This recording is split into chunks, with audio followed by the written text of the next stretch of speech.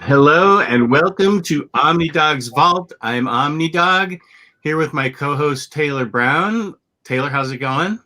I'm doing great. I'm really excited to talk to Si Spurrier today. Si, how are you doing? Very good. Thank you very much. Not too bad at all.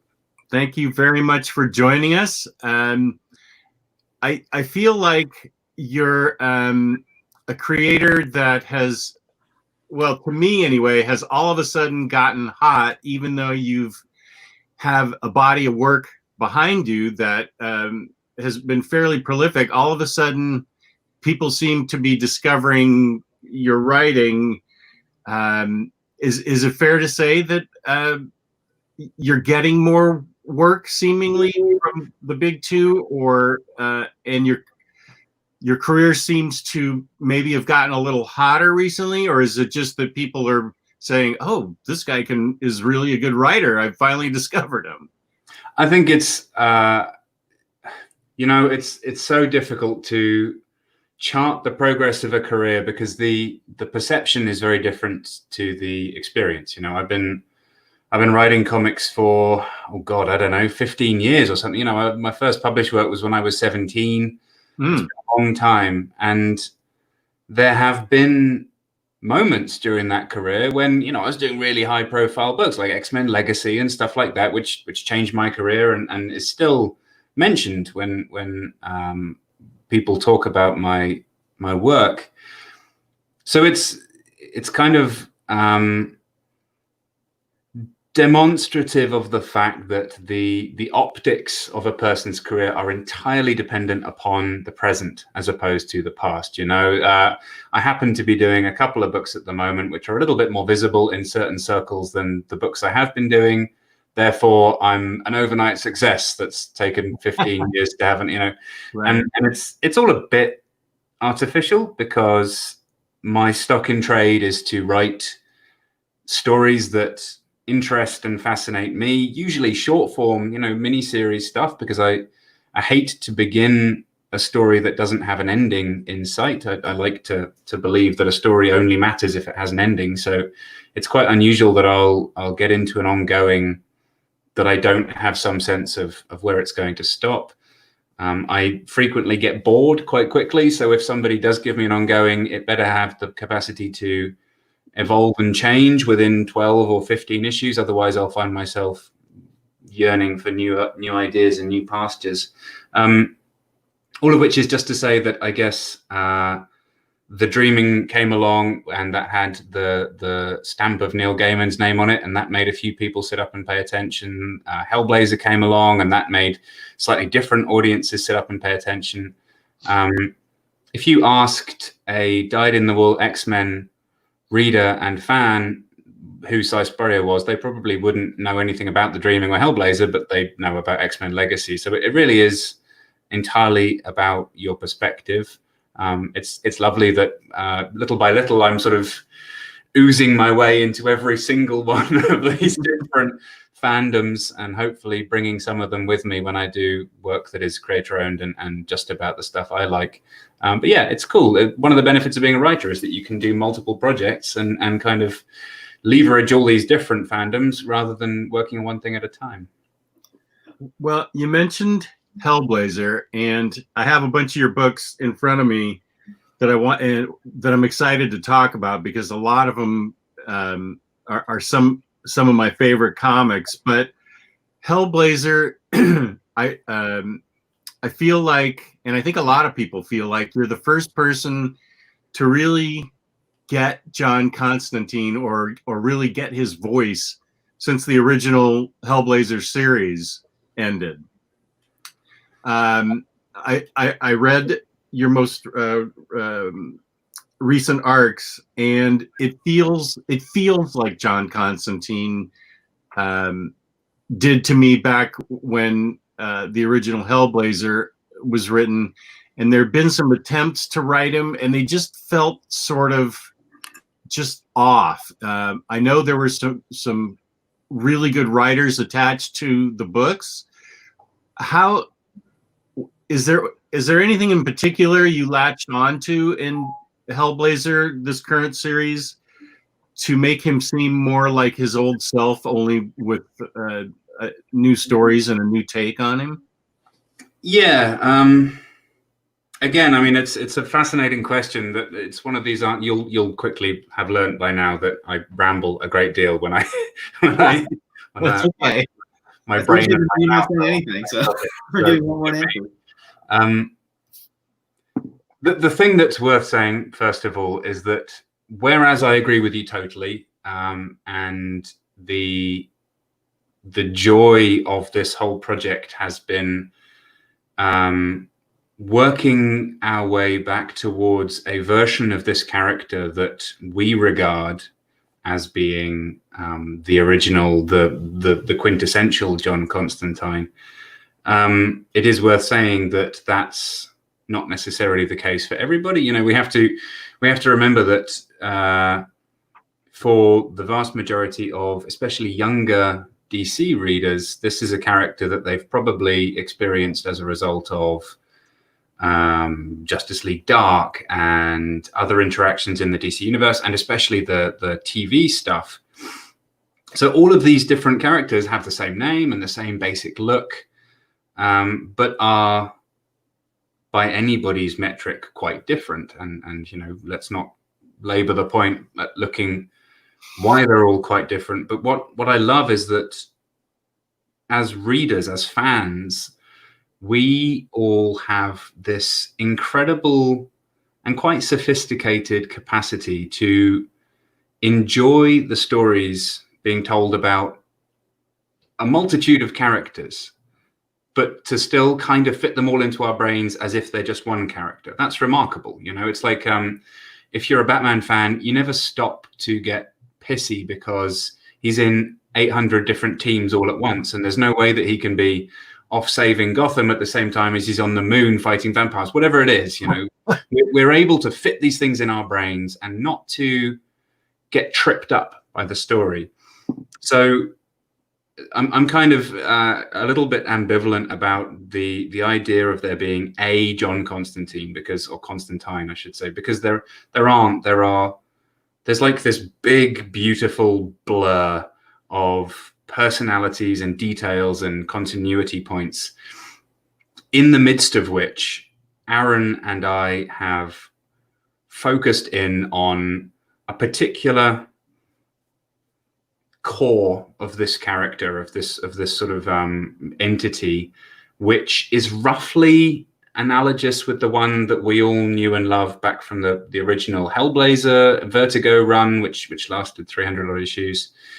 And the idea was to try and find a way to present that same version of the character to readers who've been yearning for it over all these years, but to do so in such a way that it doesn't make it impossible for all the new readers who are familiar with this character from the TV show and the DCU stuff, doesn't make it impossible for them to also enter this world. And that's a big ask, because if you're going from a version of the character who's all, you know, Doctor Strangey, weaving his hands around and there's light shows and fire explosions and all the rest of it, then it's very difficult to try and tell people that there's also something super cool about a magician who doesn't use very much magic, who's actually just a bit of a nasty piece of work, who swindles people a lot more often than he bewitches them. I think, and it sounds like you think, that that's actually the more interesting version of the character, but it's hard work to persuade people of that. But we seem to be winning so far.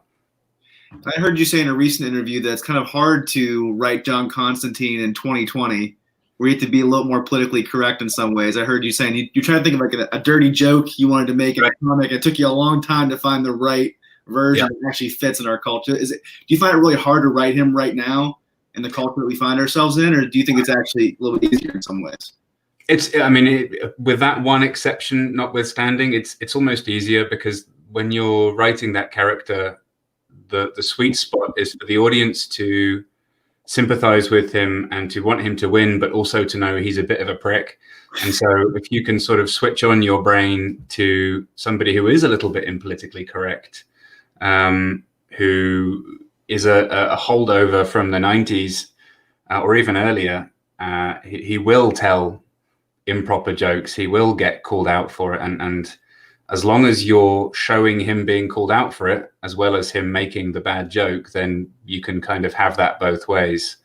The joke, it was like the introduction in the first issue, the original joke that he was telling, it's basically a Holocaust joke, it's sort of really, really close to the bone stuff. And the sort of, I'm not even going to tell you the joke because it will arch eyebrows, but it was the sort of joke that when you take it apart and look at it closely, the joke wasn't at all against any group except for the Nazis. It was a joke at the expense of the Nazis. But my editors pointed out that you probably shouldn't be making any jokes about this at all in the current context, and they're right.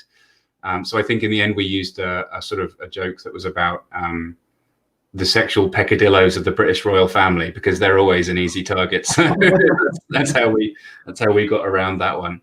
But yeah, you have to approach it with sensitivity while also acknowledging that the character is not necessarily a sensitive person. And as long as you can do both of those things at once, you won't go too far wrong. Well, backing up a little bit to talk about how you were brought into the Sandman universe, can you tell us a little bit about how that worked out and how closely you work with Neil Gaiman? Sure. It started a lot earlier than anybody knew, really. This was about 5 years ago. I got an email from then editor at Vertigo, Shelley Bond, saying that they were having some dealings with Neil and they were thinking about doing something Sandman-esque. And it all sounded quite nebulous. But at that point, as I recall, and this is, by the way, with a big caveat that my memory is appallingly bad. So if anybody else does not remember it this way, that's fine. Believe that, not me. But as I recall, they were going to do one core book, a Sandman book, with 4 or 5 kind of satellite titles that would revolve around it. And would I like to pitch for one of those satellite titles? And at that point in my career, I was, I think, not as well known as I have become since then, but was busy and didn't desperately need the work. And so being an ambitious little sod, my response was, yes, I would like to pitch, but only if you let me pitch for everything. I'd like to write the middle book and come up with the outline for all 5 of those satellite titles. And I'll write them if you want, or I'll get other people to write them. And I outlined exactly, it was like the work of a week to outline exactly how it would all work. And it was all very interrelated and recursive. And as I recall, the email came back saying, thank you for this, Si. We really respond to your ambition. And that was that. And I thought, right, I've blown it. They've seen right through me. And I just put it out of my mind and never heard another word about it, except, interestingly, there was a little period when wherever you went in comics circles, especially in the UK, if you hung out with fellow writers in the pub, there would be a sort of open joke about, did you get that thing about the new thing? And you wouldn't want to say exactly what it was in case this person hadn't. Everybody had been invited to try and pitch for this. So literally everybody had. But cut forward a few years, and I had an email from Mark Doyle and Molly Mahan, who were then leading what was still Vertigo. Basically, it had come back online. There'd clearly been stuff going on in the background that I wasn't privy to, legal stuff probably. And it had been re-envisaged as what it ended up being, which was 4 titles, none of them necessarily having primacy over the others. It was the same seed idea that Neil had written for the original iteration of this some years back, but this time it was happening. And the wonderful thing was Neil had read my sprawling, overly ambitious attempt to take over the whole damn thing, and had decided that I was the right person to do the dreaming. So that's lovely of him, because he could quite easily have just rolled his eyes at this ambitious little shit and moved on to the next pitch. But it worked out lovely. We were all invited to a splendid weekend in New Orleans in the middle of the winter. Really strange. It was the first time it had snowed in New Orleans for a long time. And we just sat in this wonderful hotel suite with Neil, watching paddle steamers move down the river outside, chatting story ideas, and just kind of listening more than anything. I mean, you will have seen, you may even have met the guy, but you know that he has this wonderful way of talking quite slowly and choosing his words with great care, because he knows nobody's going to interrupt him because everything he says is right. So it was just lovely to be the beneficiaries of his generosity. He very quickly made it clear that what we were being asked to do was not borrow his toys and have a little play with them and then give them back, but to treat them as our own, to add new toys, to just to essentially to treat it as if it were a creator-owned comic, because you have to with something like that, something that's so personal and so sprawling and so profound and thoughtful. If you approach it with the same mindset as you might if it was a Batman book or a Wolverine book or whatever, in which case you are combining your fandom with your creativity. If you approached it like that, it would fail. You have to approach it as a pure creator rather than a creator/fan. And that's what we did. And I think it worked out really well. Yeah, if Neil Gaiman can narrate my life, I'd be perfectly happy with that. Yeah, you need a long runtime, mind you. Before we get into, we do have some writing questions, but one thing I wanted to ask you is about the fantasy genre, especially one of my favorite books was The Spire. And you've also got Godshaper and Weavers, Coda, Cry Havoc. These are all books that I really, really like. And I wanted to ask specifically about The Spire. Mm-hmm.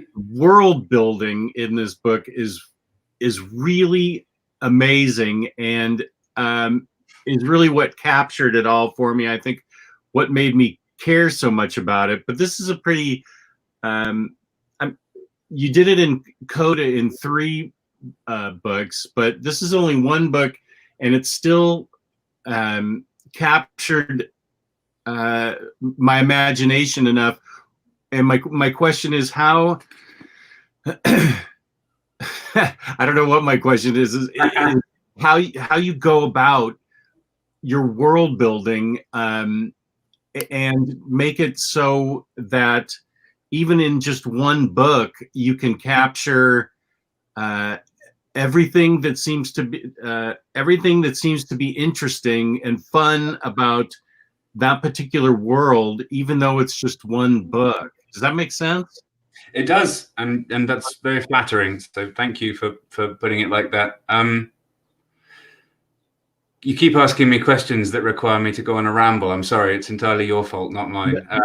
People are here to listen to you, not us. So don't. Yeah, people want to hear what you have to say, not what we have to say. Okay, this is a bit of a pub rant. If I had a beer in my hand, this would be a lot better. But okay, so it starts with I have some issues with genre. Okay, I don't necessarily buy that the genre terminology we use is adequate for the purposes that we tend to use it. So when we describe something as, a fantasy, a crime, a romance, a comedy, a period story, whatever, those all describe different things. That's the sorts of stuff that's in the story, the inciting element, a time and a location, the emotion that's engendered by the final scene, yada, yada, yada. There are plenty of stories that probably tick all of those boxes. It's a fantasy, romance, crime, blah, blah, blah. There's plenty of stories that do all of those things. So when confronting anything of genre, I tend to start from a position of what's the world and what human stories can we tell inside it? And then you can sell it to people as a fantasy crime story if you need to, or you can just say, read the fucking thing and you'll enjoy it, I promise you.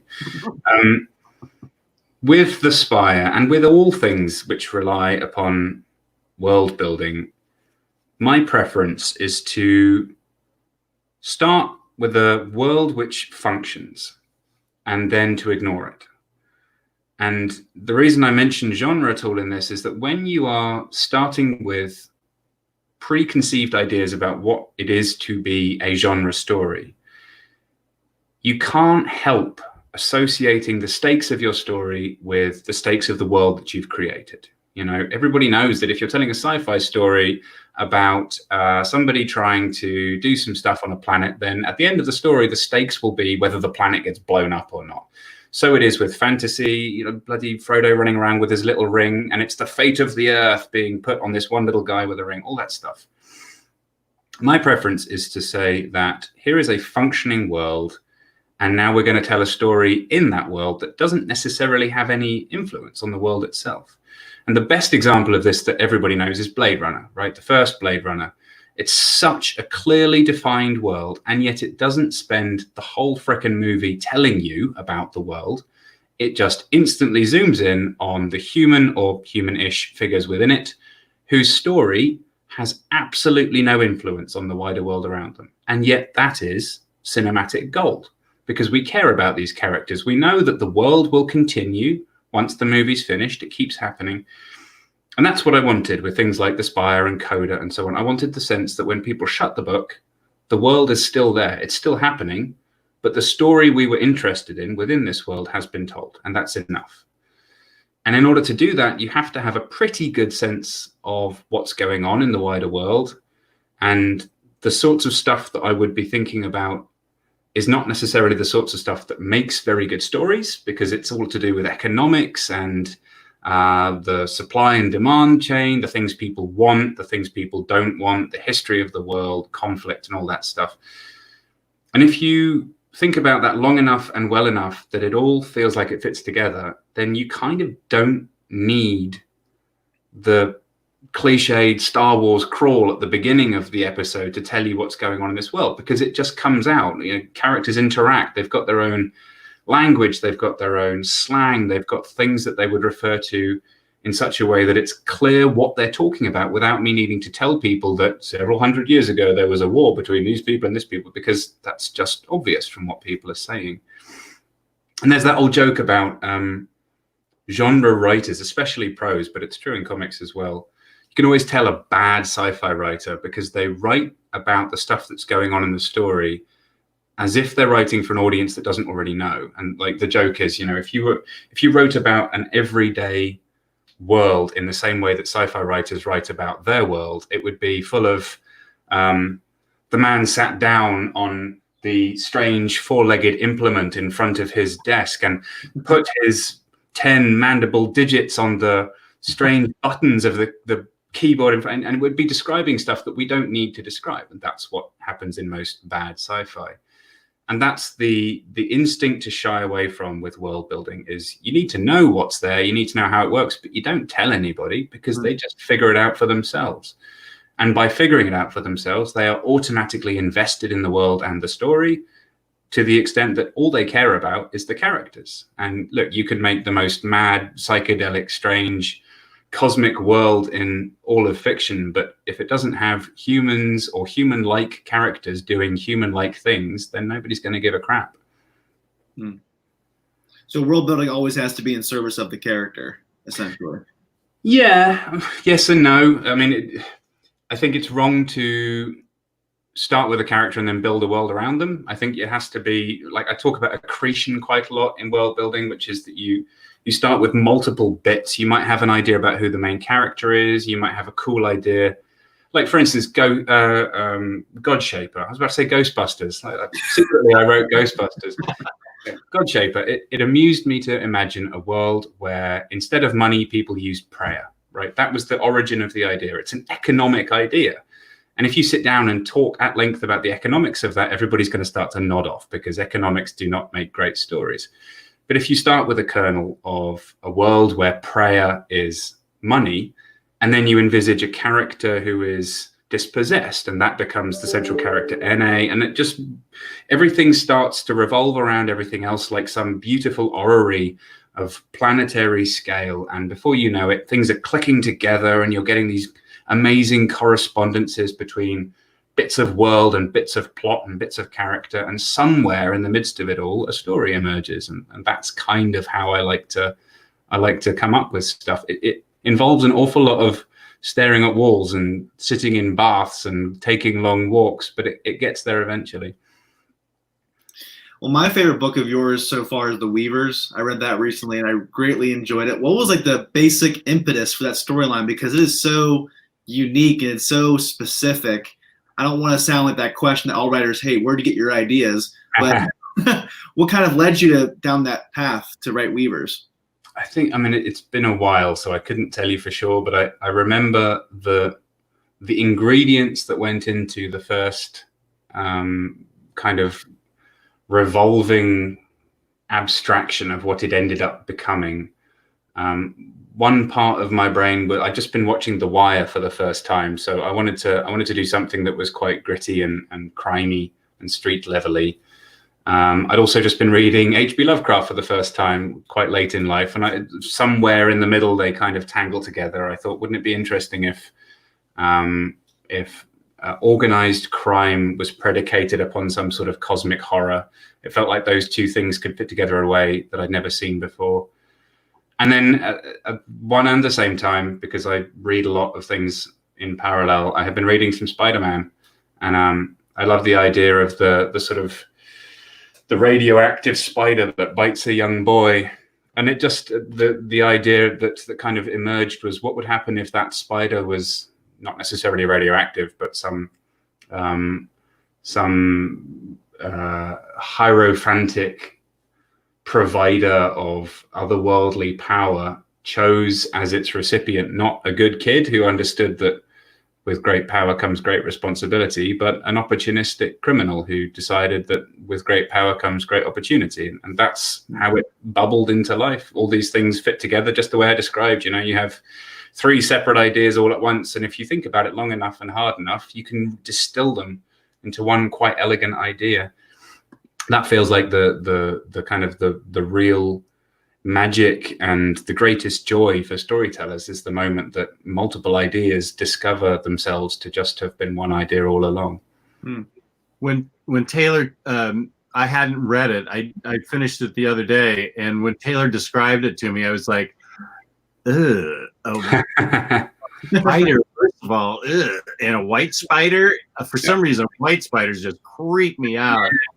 I was like, I don't know if I can read this, but I did read it, and I greatly enjoyed it because it was such a different concept, and it definitely had a high H.P. Lovecraft creep factor for me, swallowing the white spider.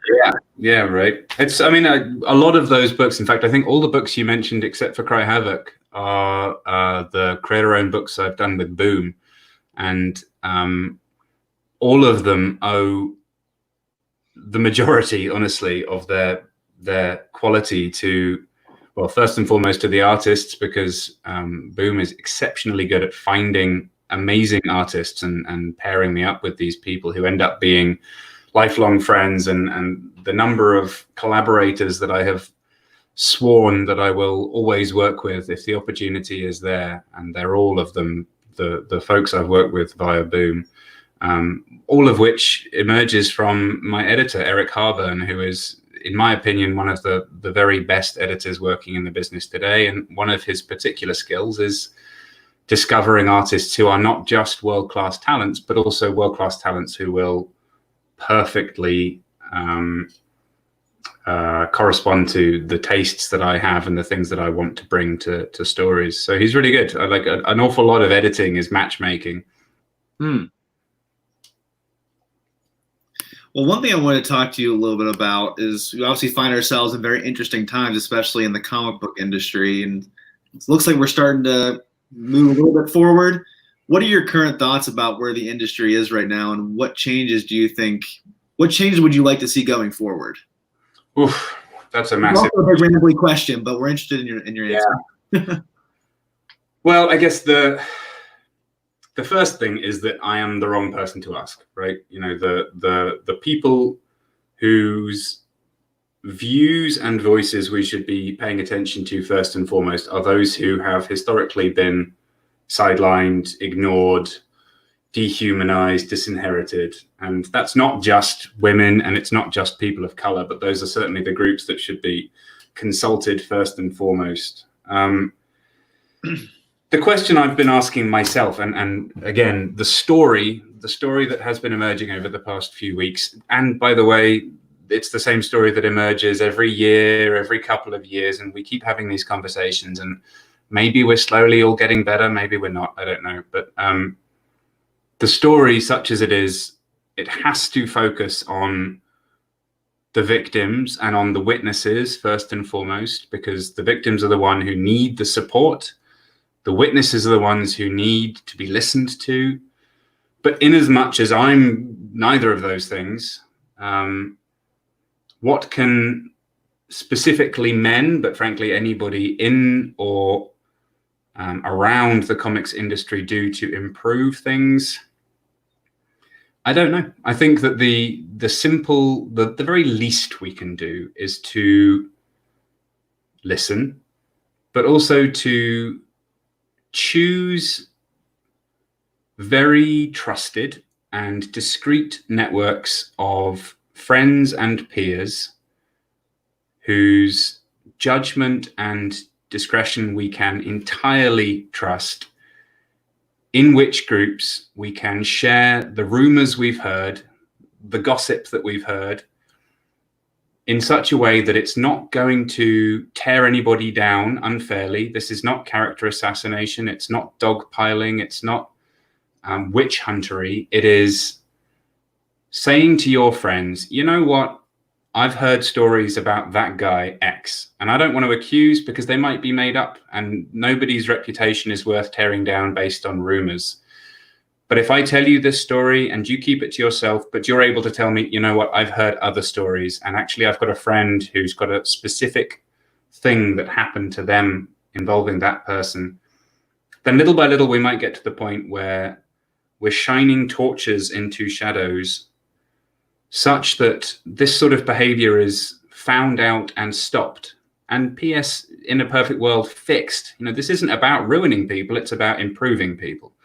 And if we can improve people before it gets to the point that these violent ructions have to happen, and they do have to happen when there have been conspiracies of silence bubbling away in the background for years, if we can mitigate those and get ahead of them, then that's got to be great. And PS, the number of guys that will probably be exonerated as a result of a little bit more care and attention being shared in the background is just as important as the people being caught out before they've got the chance to do anything horrible.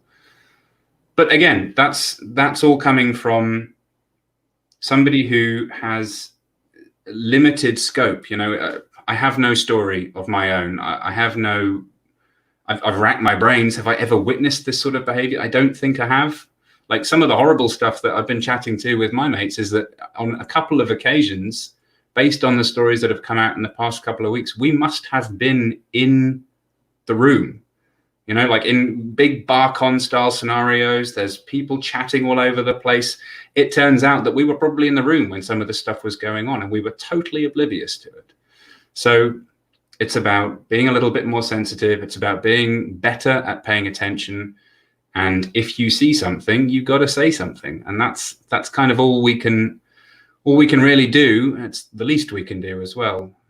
But just believe women when they come forward, believe tales of persecution and prejudice. It's like, again, I'm rambling because I don't have like a pre-prepared one sheet for this. You know, there's a reason I'm a writer rather than a politician. I like to choose my words with care rather than just running my mouth off. But I've seen people saying, okay, it's not right to dogpile and it's mob justice and everybody should be innocent until proven guilty.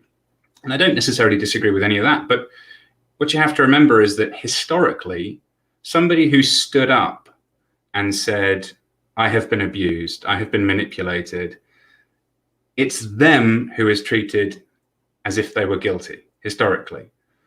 So what we're doing now is we're saying, no, they are innocent. They are telling the truth. They have no reason to lie. And until we can prove otherwise, they have to be believed. And we move forward from that position. So that's my take on this whole thing. As a happily married straight white man living in the UK who's not experienced much of this stuff directly, That seems like a pretty smart way to approach the whole thing. But I don't know. What do you guys think? Where are you with all this?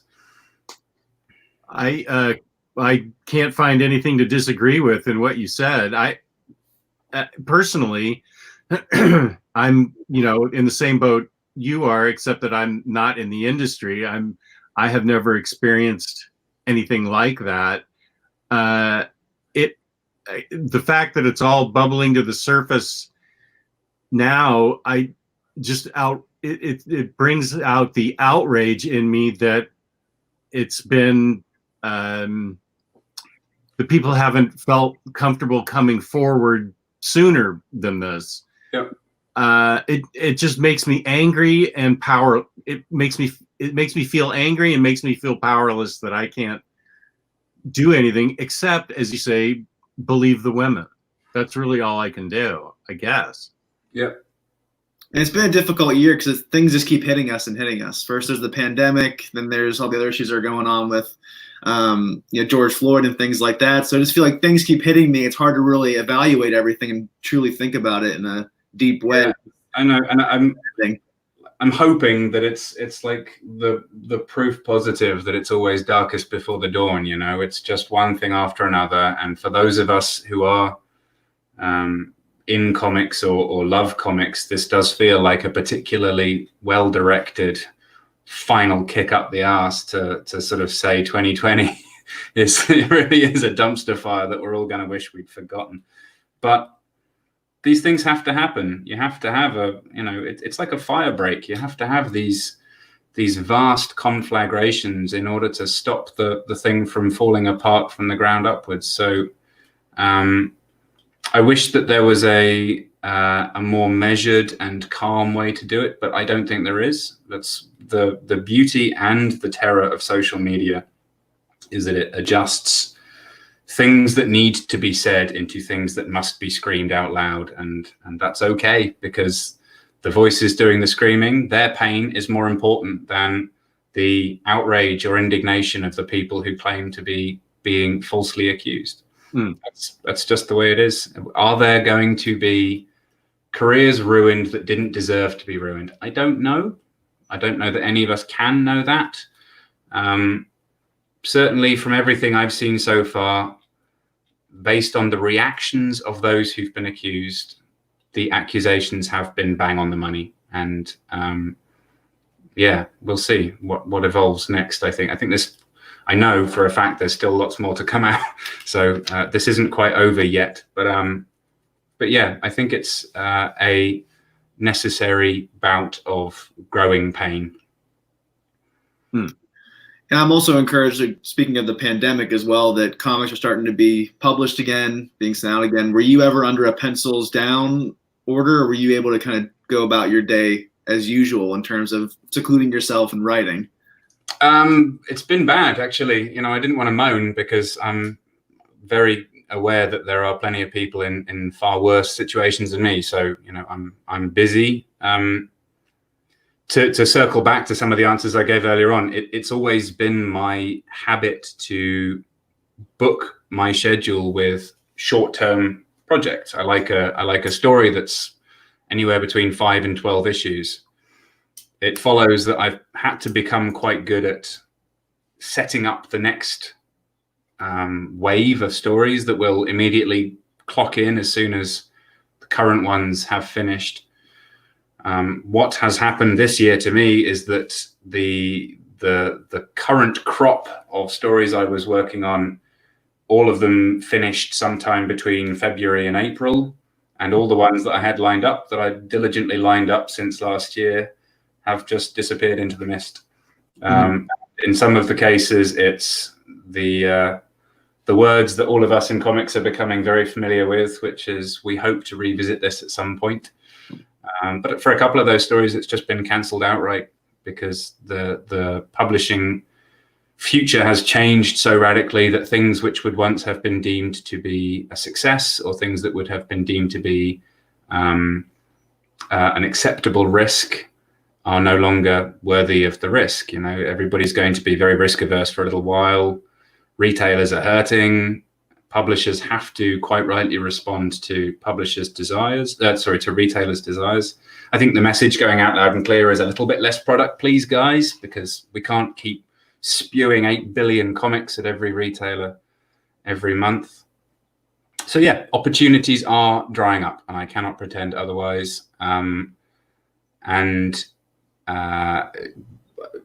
Again, to go back to the beginning, it's lovely that that for you guys, my name and reputation seems to be on the ascendancy, and I have some brand recognition now, which I might not have had in the past, but it is perhaps illustrative, therefore, that if I'm finding an awful lot of my jobs drying up and I have anxieties about what's going to be on my slate in the next couple of months, then you can be sure that that's happening in every single sector of the industry to creators of every stripe and every shape and every color and every position on the imaginary hierarchy of importance. So yeah, it's scary times, and I'm delighted things are warming up a bit, and there seems to be a spring to follow the winter, but it's going to take a good old time, I think, before we're back to anything like the speed we were running at before.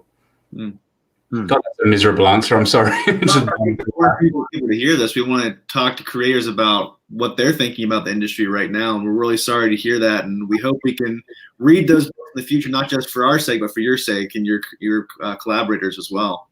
Thank you. Yeah, well, I'm okay. I've been busy enough for the past few years that it's okay. I'm not going to starve. I've got an amazing wife who's a designer who works in comic books too, and she's got loads of work going on right now. There's other irons in the fire outside of comics, and I've got plenty of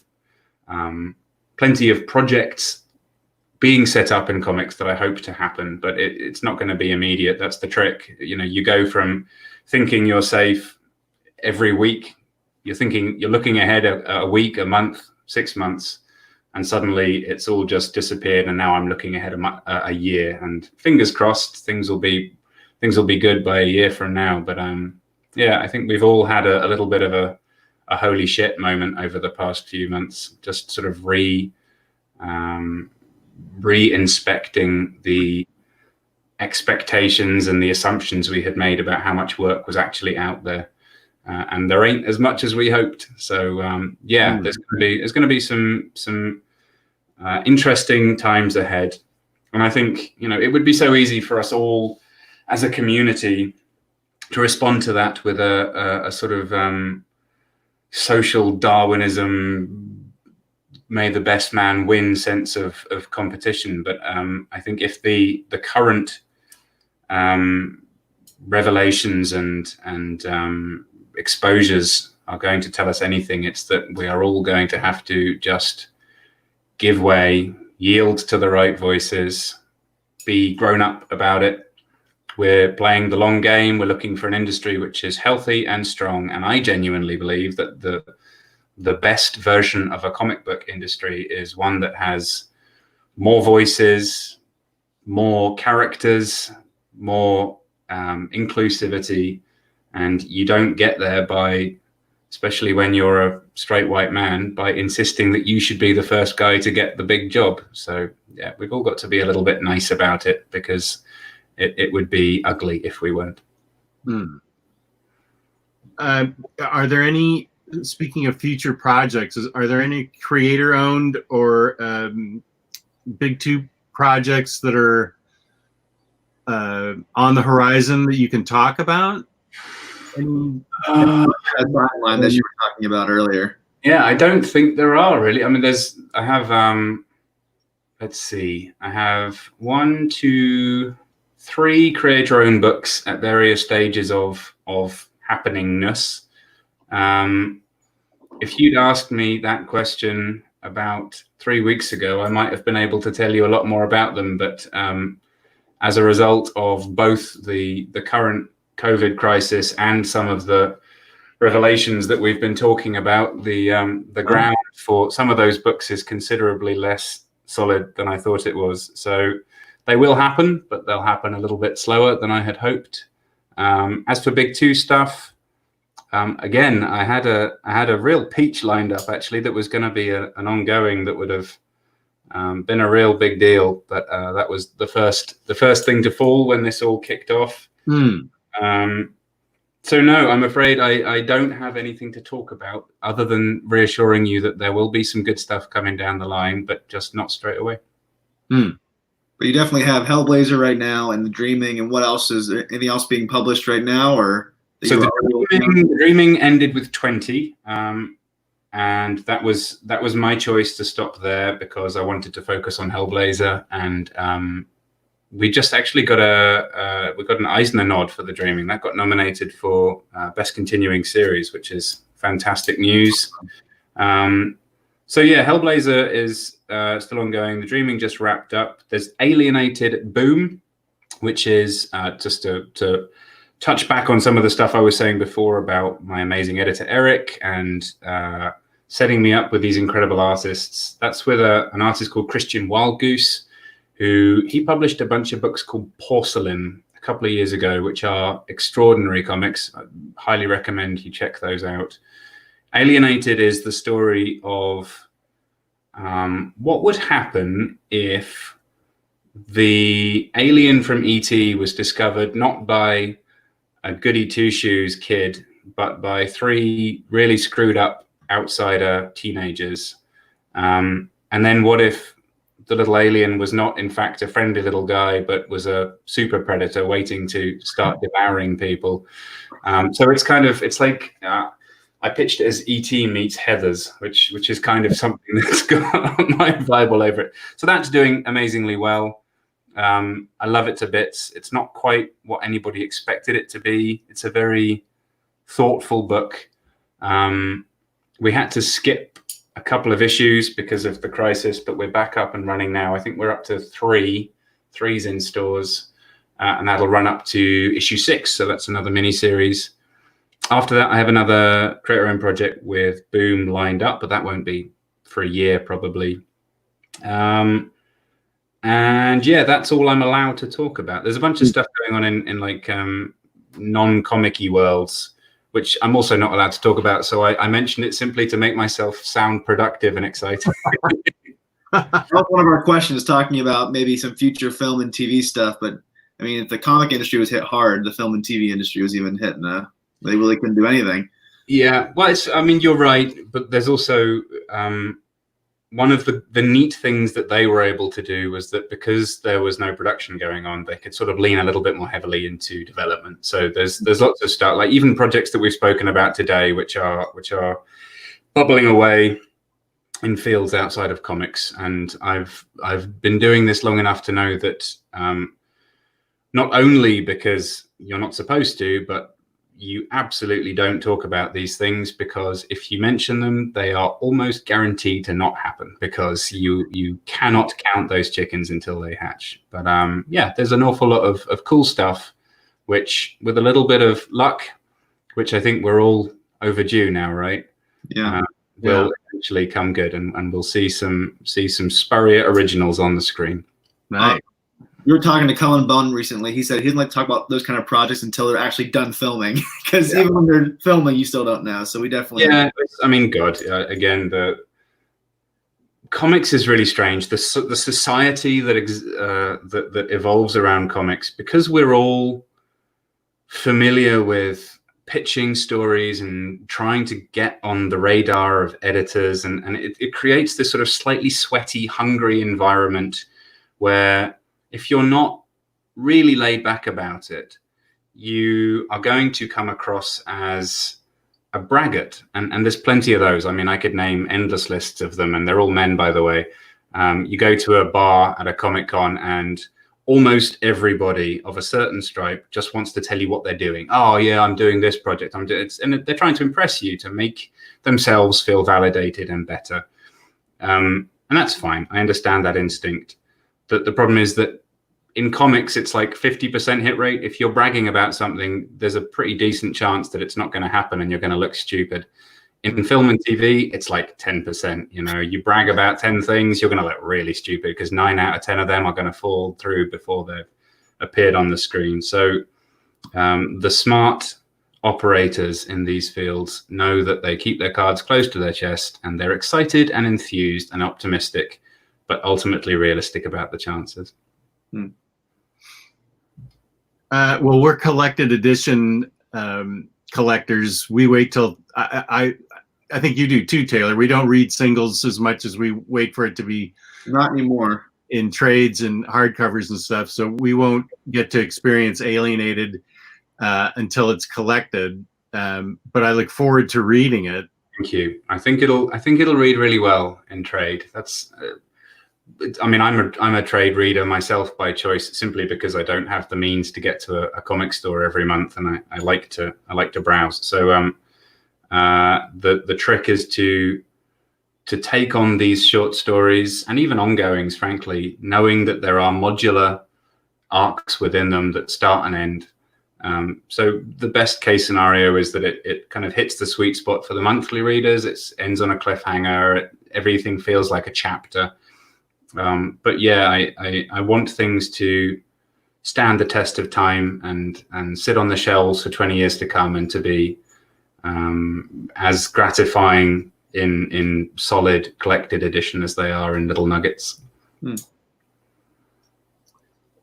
Taylor, do you want to ask our fun wrap-up questions that we always ask? Yeah, so we always end our interviews with a lightning round type of deal with wrap-up questions. So I'll ask you those, and then we'll let you go. We really appreciate the time you've given us. Yeah, you're ready for it. Do you work in silence when you're writing, or do you actually have music going on in the background? And if so, what kind of music do you listen to?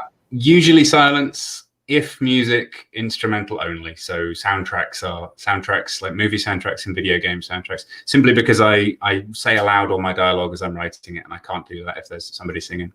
Okay. Any particular soundtrack you're listening to lately? I vary. I go through lots of the Miyazaki stuff, like Spirited Away, if I'm writing something whimsical and nice. The Horizon Zero Dawn soundtrack for the video game is very good for writing kind of epic-y things. Soundtrack. Yeah, it's really good. Game soundtracks are brilliant these days. Really sophisticated stuff. I've got a bunch of weird, specific parts of the world, ethnic instruments, like little classical music. Like there's an Asian instrument called an erhu, which is beautiful, and just things like that. It depends on my mood, and I'll just stick it in and hammer away at the keyboard, pretending to be doing some work while drifting away. So what does your daily writing routine look like? It varies depending on the day, which is it's a longer question and a longer answer, which I won't go into, but I have a 2-year-old, so my routine is really his routine. I get that. At the moment, it being COVID-y out there, there are no nursery schools, so my wife and I are alternating. We do like a parenting day and then a work day. So the work day, I'm at my desk by about 8, off of answering emails because they just accumulate like hell. Like working in the UK, obviously all my arsehole editors are enjoying sending me emails all night long. So I wake up in the morning and have to put out fires for the first part of the day. And then I'll work through to about 1, when I'll go and have lunch with my wife and my son, and then do some exercise, back at the desk until about, 6 or 7, something like that. And very briefly, if I'm averaging like 1 issue of a comic a week, right? That's quite slow compared to some of the kind of bang it out Marvel style guys out there who do these things, but that's my sweet spot. Monday is spent breaking down the plot into pagination. Tuesday is spent breaking down what happens in each page, panels just in note form. Wednesday is writing the dialogue, and then Thursday and Friday is when I can switch on my Horizon Zero Dawn soundtrack and just type panel descriptions all day. And that's kind of like a holiday because you can just switch off the brain, and it's like writing a letter to somebody. What are your favorite comics that are being published right now that do you think people need to read? Maybe things that people don't really know about very much, or books that are really hitting you personally. God, I'm terrible at that because I don't get to comic stores very much. I know because people have sent me copies. Like Al Ewing's Immortal Hulk is extremely great. Al's a great friend. So most of this stuff is going to be friends who are sending me PDFs of their comics. Rob Williams and Ollie Masters and Lawrence Campbell just came out with a book called Three Graves. Is that what it's called? I'm going to look that up while I talk. It's a crime supernatural story. Sorry, doing two things at once.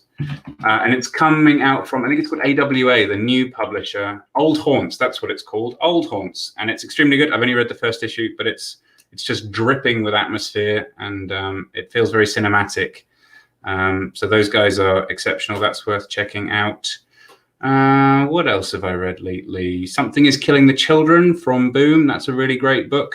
I think that's all I've read that's relatively recent. That sort of gives you a sense of how heads down in the sand we've been over the past 3 or 4 months. I've barely left the house, to be honest. We were like early adopters of COVID. We're pretty sure we had it quite early on in the day. So we sort of had the first month and a half of not doing anything, and we kind of got a little bit too used to it. So hence this, by the way, if anybody's watching this, like I was joking to you guys before, I do keep getting mistaken for somebody who's come back from Vietnam and got lost in the way. For, Jess and I can relate. We couldn't get haircuts for a very long time. We looked pretty ragged for a while. Yeah. Well, if I took this thing off, it's like out here somewhere. So this is doing everybody a favor, honestly. Well, the final question I have for you, as you can see, especially with Jess, is his collected editions. He has quite the collection. Is there anything that you collect, either it's comics or anything nerd-like? And I mean, weirdly enough, the only thing, hang on, this is the only thing I'm actively getting at the moment. I don't know if that means anything to you. 14 Times, it's a magazine. It's so hard to describe. So Charles Fort was one of the first archivists of strange phenomenon. His whole thing was to collect stories. Like today, it would be things like UFOs and Bigfoots and Loch Ness Monster and all that sort of stuff that I love. But specifically with it's not quite skeptical. It's more like disappointed optimism, in the sense that I really want to live in a world where the Loch Ness Monster is real, but I'm pretty sure it's not. And 14 Times is full of that. It's like a roundup of the world's strangest news, but interrogated by people who are not going to be credulous about it. And yeah, it's just beautiful for somebody like me who enjoys escaping from the realities of this world that we all live in. It's just a nice little hint that there's more going on in the sidelines of the world than we really understand, without it being just National Enquirer levels of batshit madness. So yeah, I heartily recommend that. Apart from anything else, it's great for triggering story ideas. Yes, I was going to say, it probably helps you write some of your stories too. Well, thank you so much for joining us. We really appreciate you taking this time out, and it was really helpful stuff to hear, especially about the industry and hearing about how you're doing personally. So thank you so much for answering all of our questions, and we really appreciate it. It's a great pleasure. So nice to meet you guys, and I hope I haven't bummed anybody out by talking truth for a little while there. But yeah, it's tough times, but we will get through it. And when some of these future projects start coming into fruition in the future, we'd love to have you back sometime. I would be more than happy. That would be great. Thank you so much. Everybody look for Alienated and Hellblazer currently from our guest, Si Spurrier. As Taylor said, thank you very much. We really appreciate it. And everybody out there, please feel free to like, subscribe, and leave a comment. We always reply to comments. So thank you for tuning in. Peace and love. Peace and love. Take it easy.